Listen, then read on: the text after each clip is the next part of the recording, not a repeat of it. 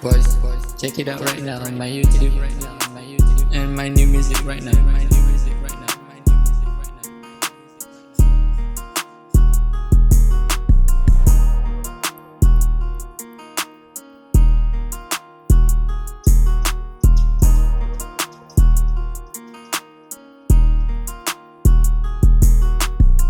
We enjoy dengan my homie. Kalau kau trouble story bukan MP, tapi kau start nak jadi public enemy. Itu start remedy. Hidup kau penuh tragedy, tapi hidup aku happy. Korang tak boleh nak follow, itu easy.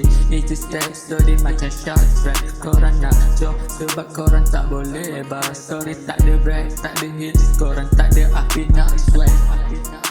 Confirm kalau putus cinta itu blaso. Confirm kalau tak suka kau dah boleh swipe. Itu confirm. Kalau kau tak suka kau dah boleh block. Itu confirm.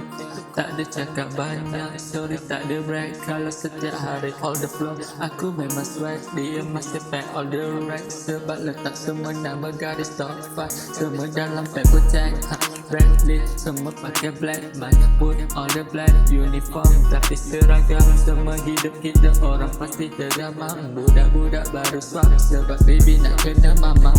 Sorry tak boleh nak dodoi. Sorry kalau budak-budak korang sakit tu dah sakit dah tukar dan dodoi. Budak baru dia nak up, struggle up. Budak grow up tapi fuck it up. Yeah, confirm. Kalau tak suka kau dah boleh belah tu confirm. Confirm tak ada nak layan. Budak-budak sampah korang memang bosan. Confirm. Budak-budak sampah tu MB nak jadi public enemy tu confirm. So talk like you talk shit like a bullshit. You the freaking shit, you fucking back the family bullshit. Yeah, confirm, confirm tak layan. Tak dah boleh pergi, aku tak kisah.